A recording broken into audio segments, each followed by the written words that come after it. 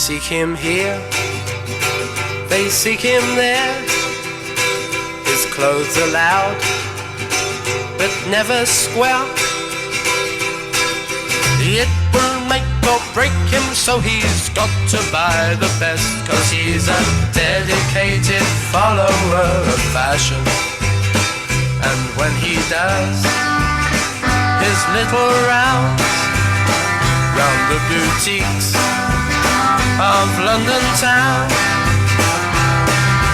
eagerly pursuing all the latest fads and trends, 'cause he's a dedicated follower of fashion.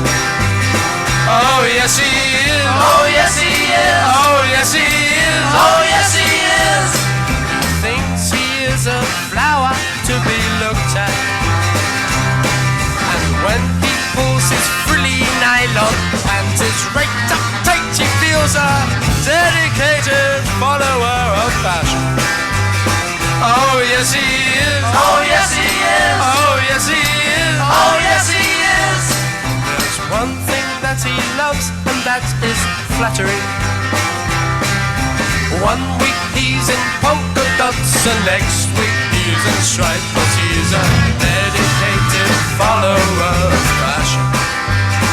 They seek him here, they seek him there, in Regent Street and Leicester Square. Everywhere the Carnation army marches on, each one a dedicated follower of fashion. Oh yes he is, oh yes he is, oh yes he is, oh yes he is. His world is built round discotheques and parties. His pleasure-seeking individual always looks his best, 'cause he's a dedicated follower of fashion. Oh yes he is, oh yes he is, oh yes he is, oh yes he is. He flits from shop to shop just like a butterfly. In matters of the cloth he is as fickle as can be, 'cause he's a dedicated follower of fashion. He's a dedicated follower of fashion. He's a dedicated follower of fashion.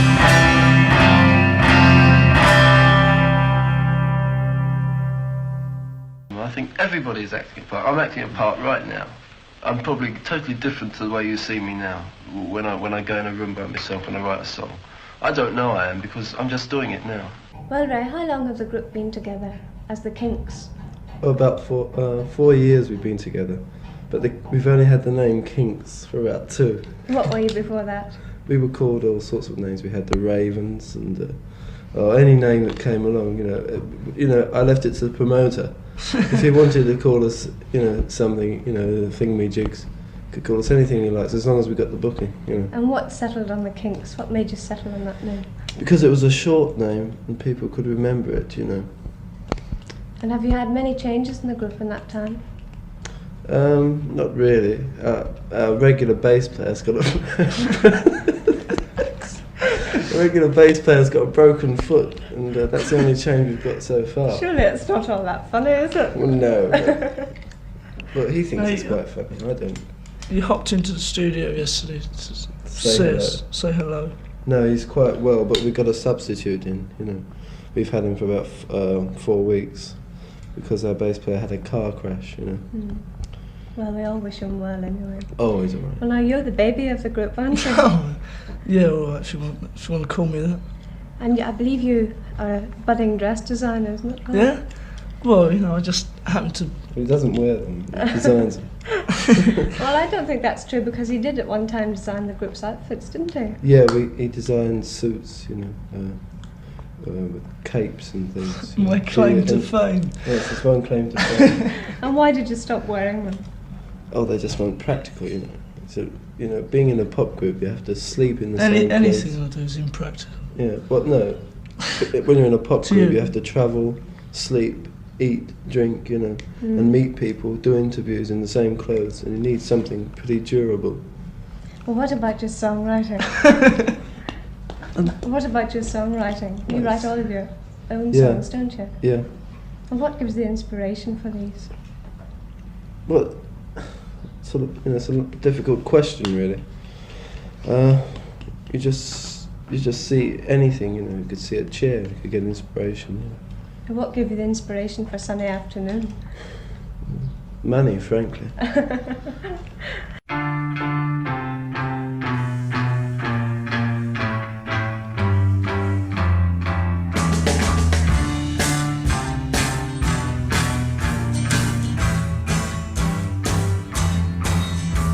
The taxman's taken all my dough and left me in my stately home, blazing on a sunny afternoon. And I can't sail my yacht, he's taken everything I got. All I've got's this sunny afternoon.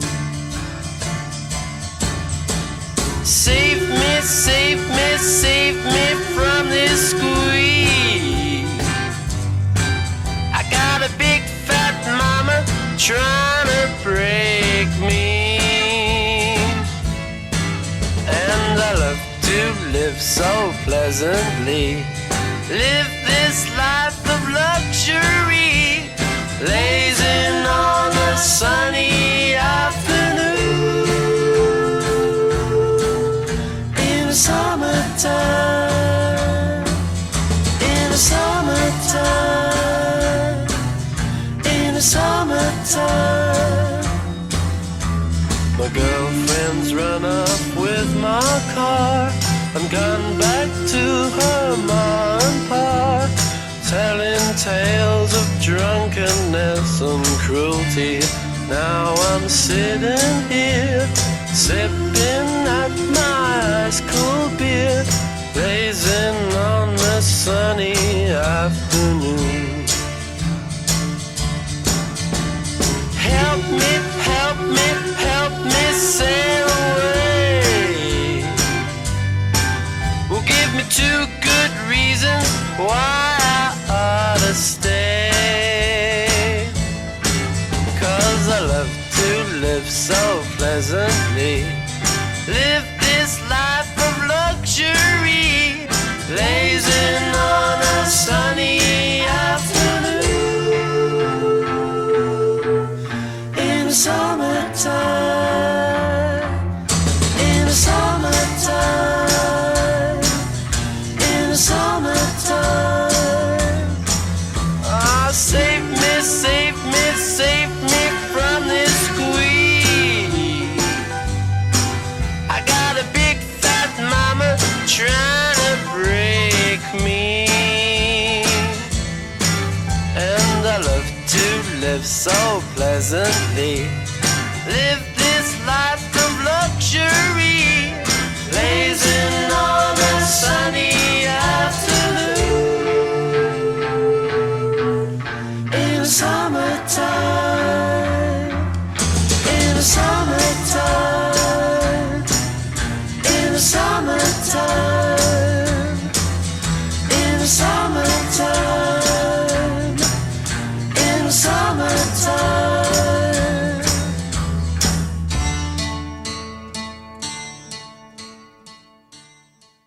I'd done the dedicated follow a well-respected man, and I wanted to write something which I thought was a little standard, and that other people could play. Just the fact that he was travelling all over the world and you get time to sit on aeroplanes, and if you're there for about 8 hours, 9 hours, then fine, you start watching people. But that's what he does now. I mean, that is his whole thing. All these songs are social comment, or comment on people.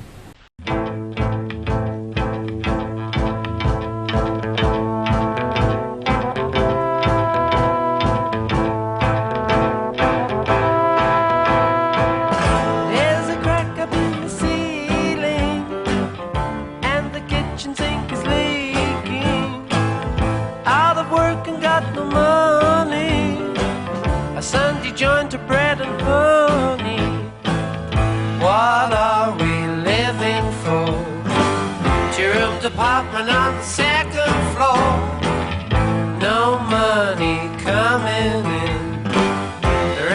collectors knocking, trying to get in.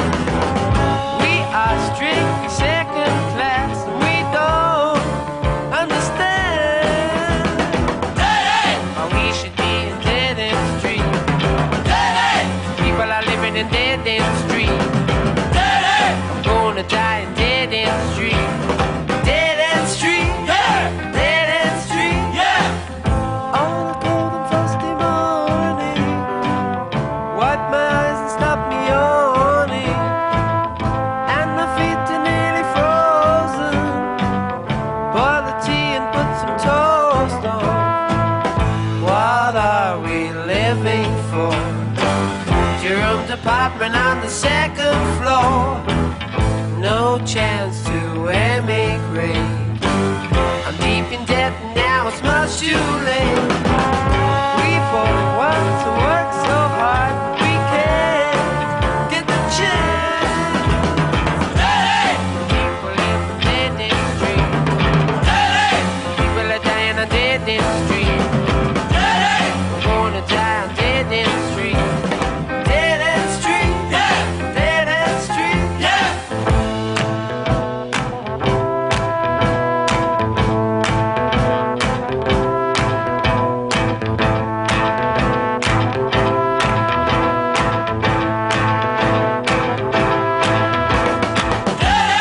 People live on dead end street. People are dying on dead end street. I'm gonna die on dead end street. Dead end street, dead end street, dead end street, head to my feet. Dead end street, dead end street, dead end street. How do you feel? How do you feel? Dead end street, dead end street.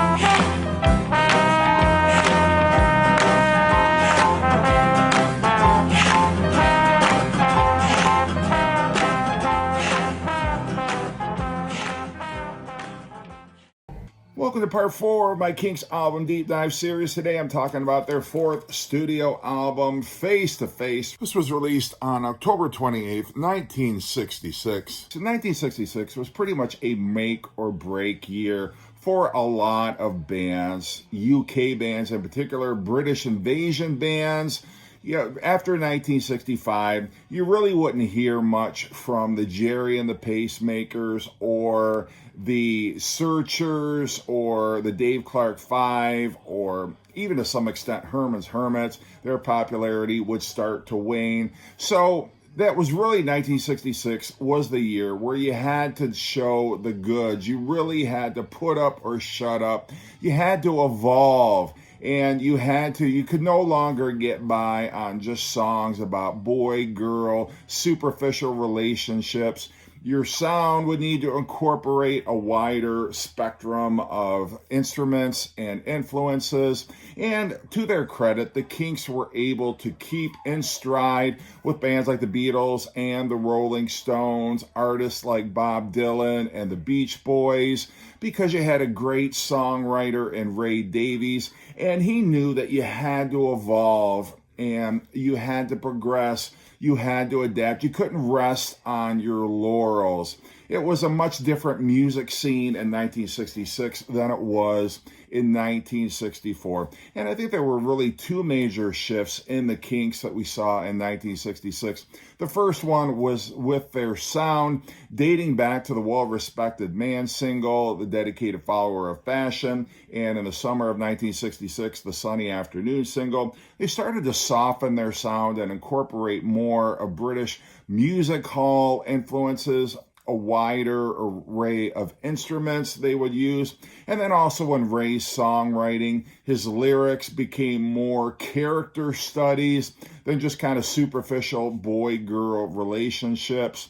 He had suffered a nervous breakdown after the recording sessions for the Kink Controversy album, which was their third studio album.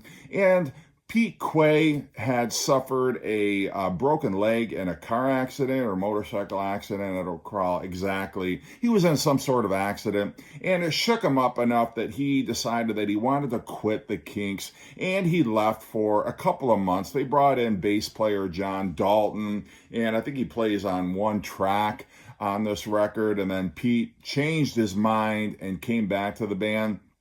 But back to Ray, he suffered a nervous breakdown, and he writes some of the songs on this album were influenced and inspired by kind of the mental state that he was in. I think fame had really started to unnerve him. I think all of the touring, all of the pressures. 65 hadn't been the greatest year for the Kinks. Their singles obviously were selling.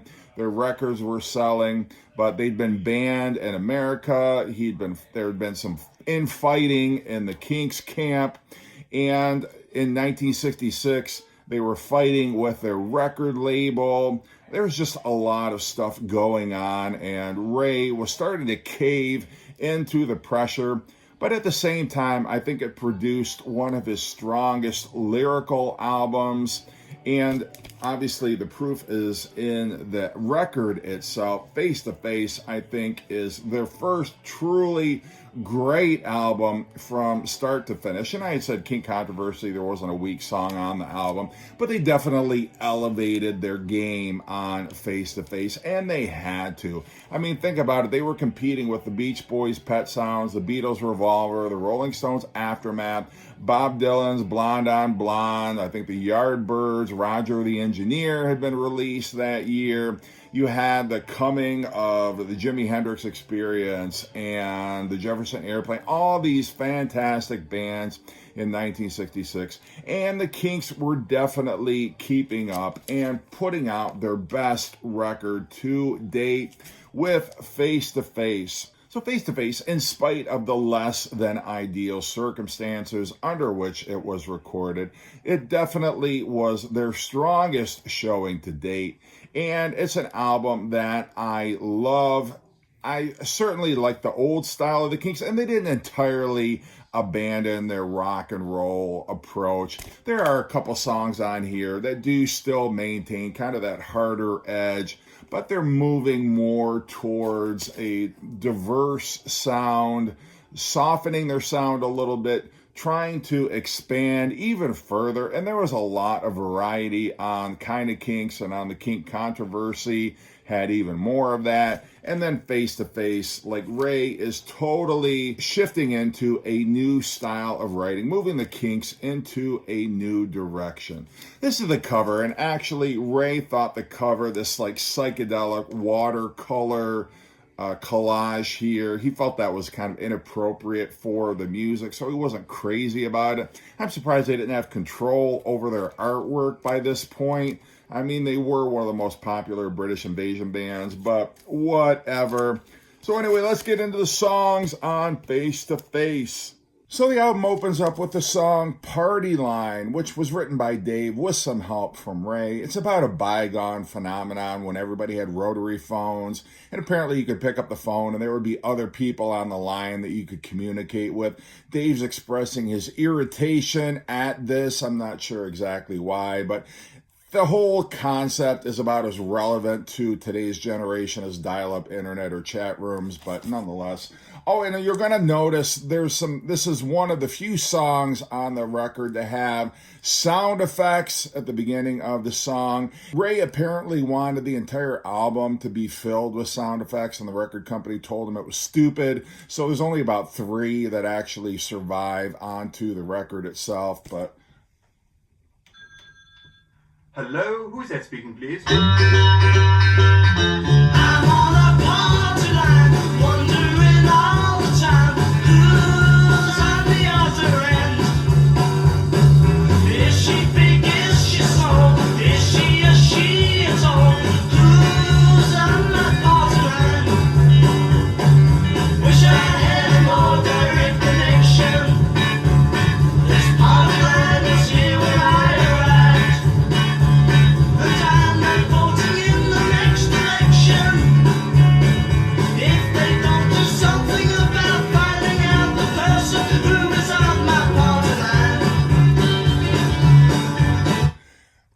honestly, to me, it's the weakest track on the record. I'm surprised it opens things up. You got a Dave vocal because he's the one who wrote it.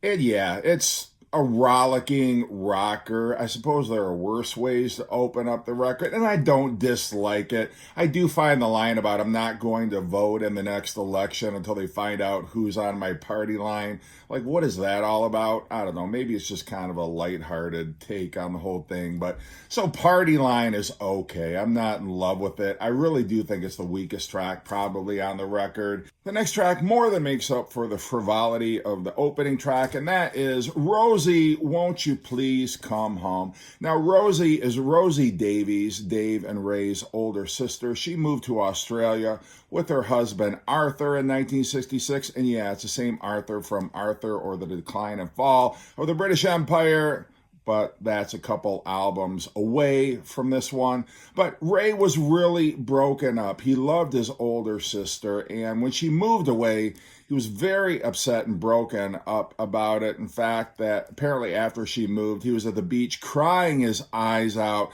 just sobbing because he felt like his family was falling apart and he would never see her again. And so this is a plea to his sister to please come back to the UK. When you think of it in that terms, that's a very sweet and tender song. I love this one. It's an instant classic.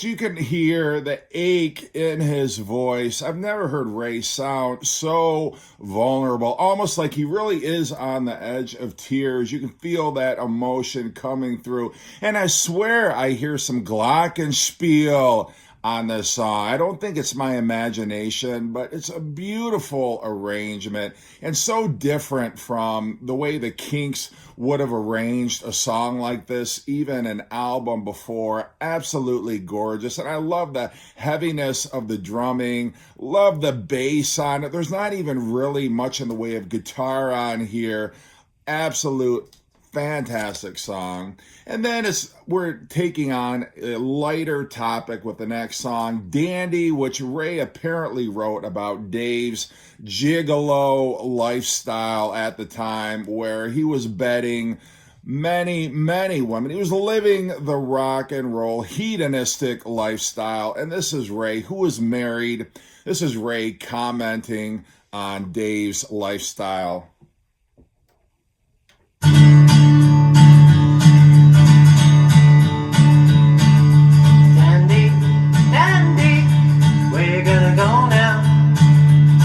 Gonna run to? Are you little light? You're chasing all the girls. They can't resist your smile. Oh, they long for a dandy, dandy, chatting up the ladies.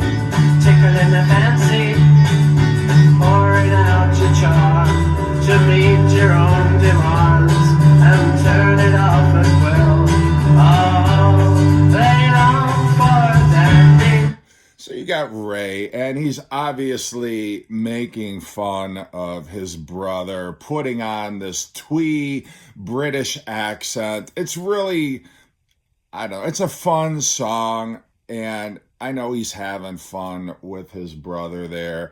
I like it. It definitely brightens the mood after the last song, but it's just kind of an acoustic, folky type song. But I do like the way that, you know, these first two character studies that Ray is writing about is his sister and then his brother, before he starts making social commentary, commenting on these characters. And I didn't include this in my little preamble to our little listening session here, but he's really talking about characters, almost viewing them with contempt, definitely judging them.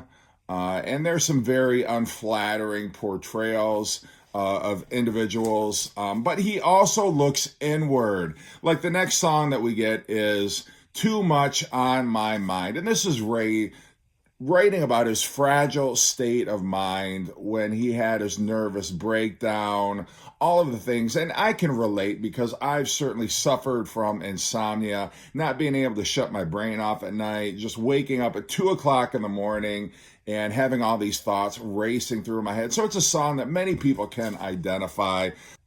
But I do like the fact that Ray's not afraid to write about himself.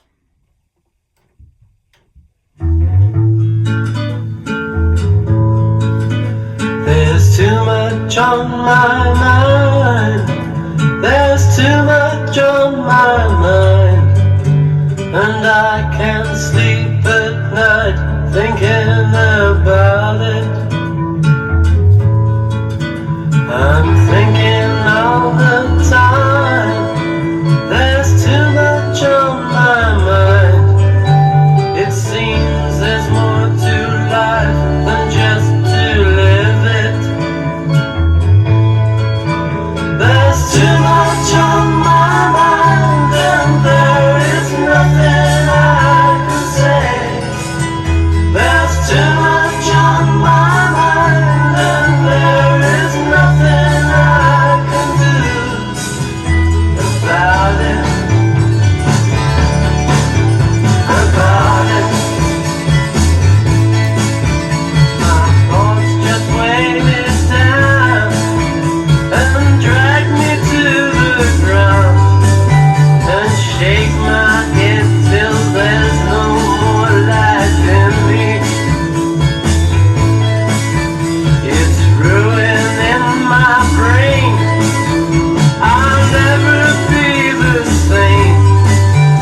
So I'm definitely hearing some harpsichord in here and some other. This is an arrangement that the Kinks would have never attempted up to this point, but they're more adventurous musically. They're exploring more sonic territory, which is great, while Ray is pretty much wearing his heart, singing his heart on his sleeve. But I do like that song. I like the fact that it starts out very slow and then the tempo or the arrangement starts to get a little bit heavier. So yeah, it's a very introspective song, but I do like that one.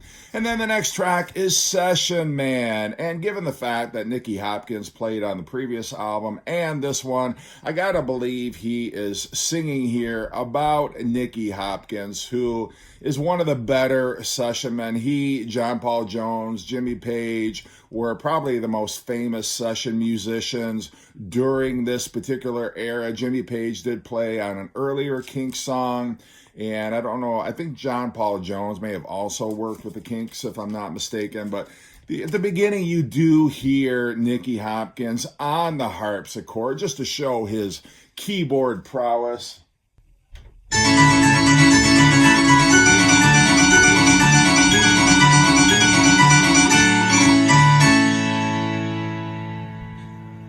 He never will forget at all the day he played at the Albert Hall. A million sessions ago it seems. He's a session man, a clock progression, a top musician, a rock and roller folk star, a Philharmonic orchestra.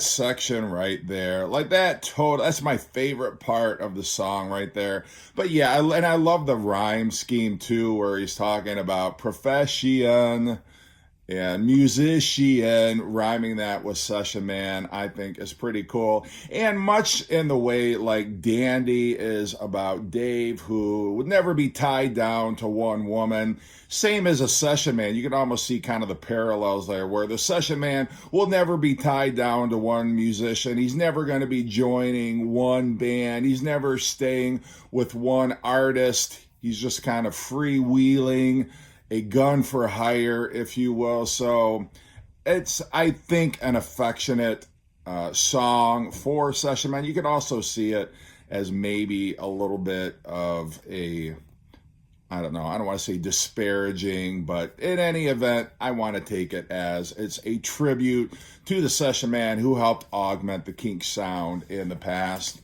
All right, the next song is, oh, I love this one, Rainy Day in June. Talk about moody. And this is Ray, again, talking about the breakdown that he had, what's going on in his psyche, the demons that he's been struggling with. This is one of my favorite Kinks songs.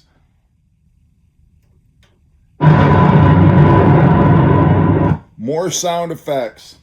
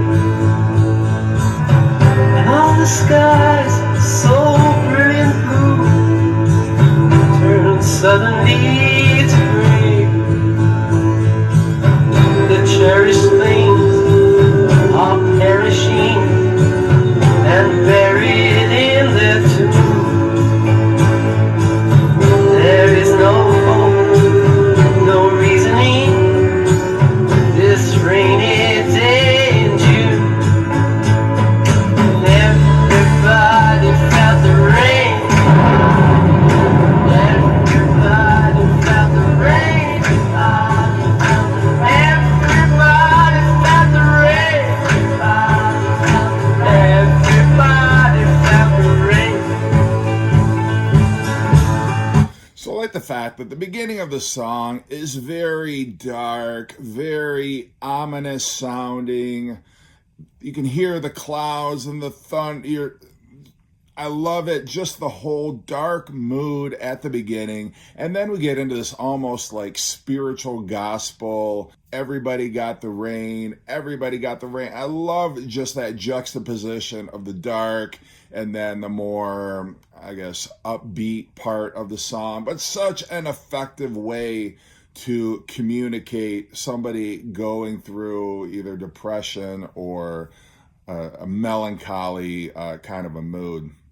Side 2 closes out with House in the Country, which we're back in more familiar Kinks territory. And lyrically, it's about a guy who's an asshole, and he feels like he's justified, like it's okay because he has a house in the country and a sports car. So screw you. He can be as much of a dick as he wants to be.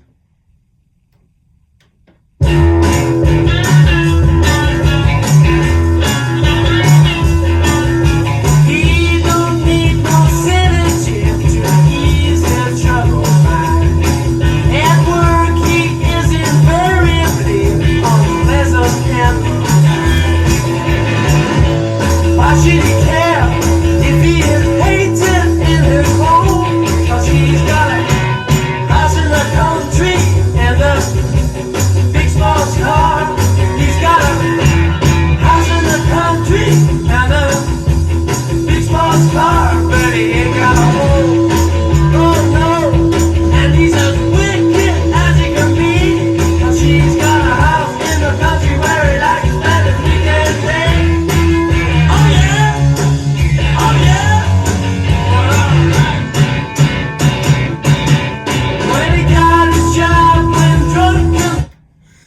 verses borrow from Ain't That Peculiar, the Marvin Gaye song, but otherwise it's a pretty straightforward rocker.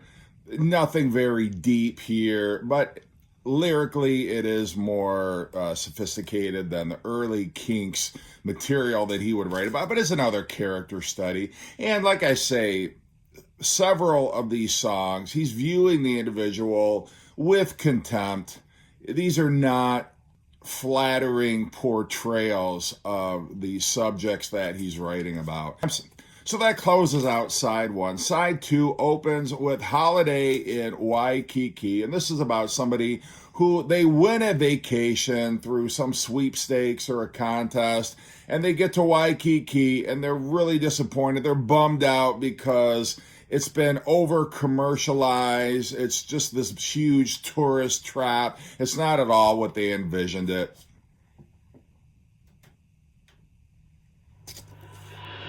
More sound effects.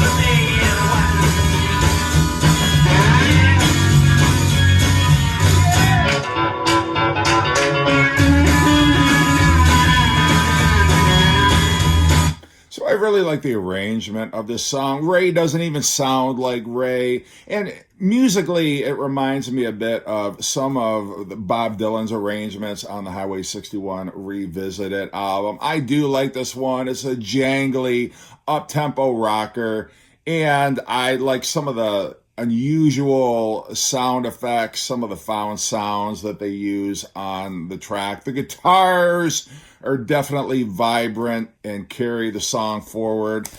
So that was Holiday in Waikiki, and I first heard that on the Kink Chronicles, I think it was, that double album set. That was the first time I heard that song, but opens up side two. The next track is Most Exclusive Residence for Sale, and this is about somebody who comes into a large amount of money, and so they buy this big ass house and they start throwing parties, having women over, spending all of the money. Eventually he becomes bankrupt and the house has to go into foreclosure. So it's kind of a cautionary tale, and you can tell Ray does not think very highly of the rich or having a lot of money.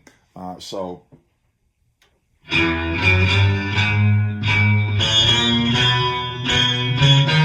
that riff. Biggest boss in the neighborhood. He went to bought his house when he made good. 10 bedrooms and a swimming pool, where he entertained all the people that he knew.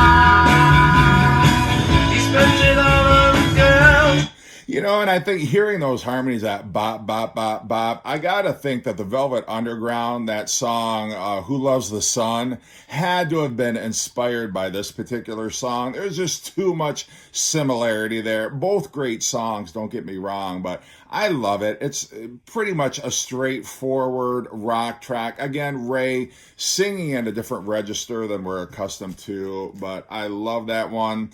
And then we have Fancy, which I've always thought of as like the sister song to See My Friends. It has an Eastern influence to it.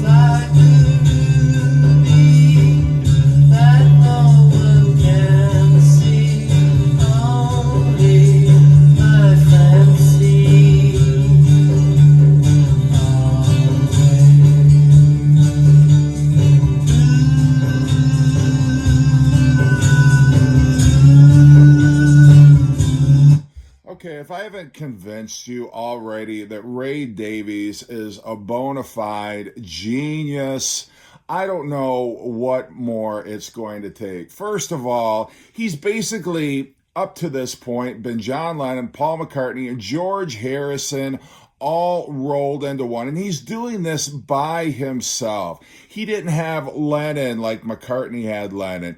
Lennon and McCartney had each other. Mick and Keith, they had each other. It wasn't just one of them. They had ideas to bounce off each other. The closest you can really compare him to, I suppose, is like a Brian Wilson. But he's doing everything. Nobody was going out like, I mean, even the Beatles. I mean, you had George Harrison, who was getting into the sitar and his Indian influences. But Ray Davies was not only doing that beautifully, but he was writing all these sonically different songs and moving around in all these different genres. It's really remarkable. And this is only the fourth Kinks album. By the time the Beatles had put out Revolver, that was their seventh album. So in terms of, album to album, the Kinks were already ahead of the game by this point. But I just wanted to speak to what a fantastic and brilliant songwriter and composer Ray Davies is. All right, next song is Little Miss Queen of Darkness. Well,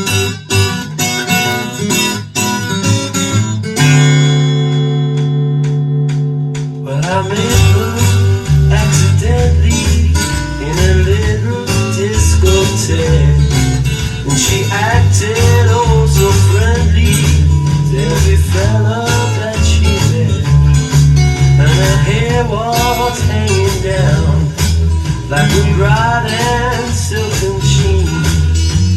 Little Miss Queen of Darkness, dancing night and day.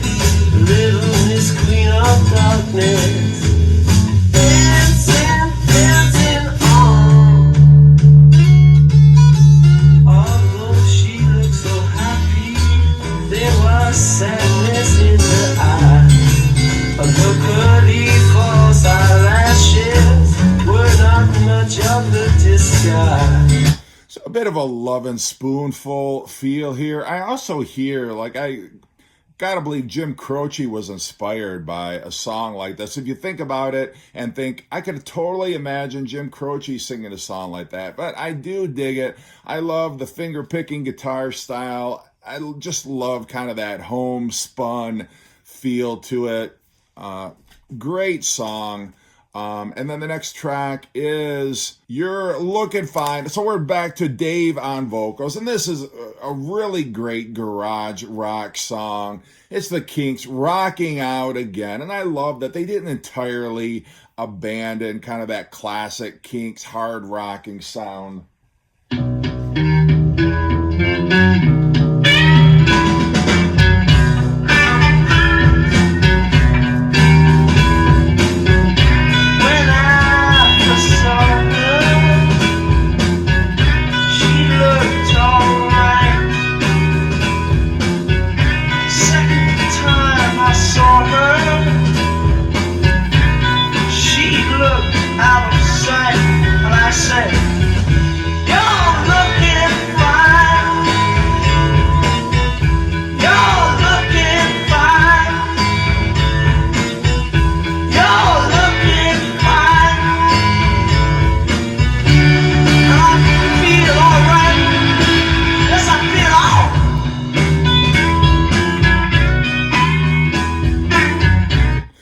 Guitar work on this song, and I love Dave's Steve Marriott style vocals. That song, I love it. It works for me all day long, even though it does kind of seem out of place. You got all these introspective songs, these character studies, and then towards the end of the record, you got Dave basically singing about how he sees this hot chick and he's complimenting her, but it's okay. I mean, it just shows the versatility of this record. I absolutely love everything on it. And then Sunny Afternoon, which I already played the video of it before that, so I don't think I really need to play it here. We've all heard it. It's one of those timeless Kinks classic. It's a song about, just like George Harrison wrote about Taxman, it's a song disparaging Britain's unfair tax rules or rates or whatever you want to call it, and it's this guy singing who he's a despicable human being, mistreats his woman, but he's finding all his wealth is getting sucked up by the tax man. It's Sunny Afternoon, and if you don't listen to the lyrics, you could easily be fooled into thinking, oh, it's just a fun summertime song, but it's really a little bit deeper than that. And the last track on the album is I'll Remember. And this was a song that was actually written and recorded for the last album, The Kink Controversy. And because they were running short on material, they just felt it fit onto this record. We get it here, and it closes out. I really do like this song a lot. It doesn't sound like it was from a previous album. It doesn't sound like an older track, but the Beatles were doing that with like Help and Rubber Soul. There were some leftover tracks from Help that found their way onto the Rubber Soul album, so it's not unprecedented. Love the bass.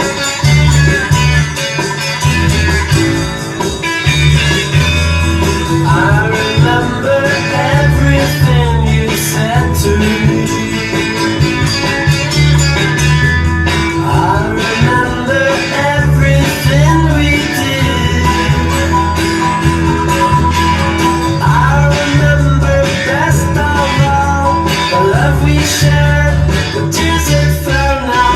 I remember everything you said to me. I remember every word you said to me. I remember every laugh you made. I remember best of all the love we shared, the tears that fell now. I remember everything you said to me. So a cool pop rock song from the Kinks, very unpretentious, a cool way to close out what is, to me, the Kinks just keep getting better. I love Face to Face, and, you know, all credit to Ray Davies. He kept the Kinks relevant, shoulder to shoulder with the Beatles and the Rolling Stones. And it's a shame that more people aren't aware of this. Everybody's heard of Revolver. Everybody's heard of Aftermath. Everybody's heard of Pet Sounds. But very few people even mention Face to Face when we're talking about great albums from 1966. And I'm here to hopefully help rectify that. Let's correct it. Let's get more people talking about what a great album this is, because it is. It's such an enjoyable listen. Okay, so to close out this video, I did get a gift from my good friend Steve over at A is for Alice, B is for... I'm not sure what B is. I didn't read that far into his channel name. But, you know, he's been sending me VCLT for the last 2 years. Very generous guy. And this week he sent me the Kinks, every album, every song. It is basically goes through all of their albums, song by song, track by track. It's a great, great companion if you are a Kinks fan. So thank you very much, Steve. I do appreciate it very much. Hope you've been enjoying these episodes, and take care. Pay that man his money.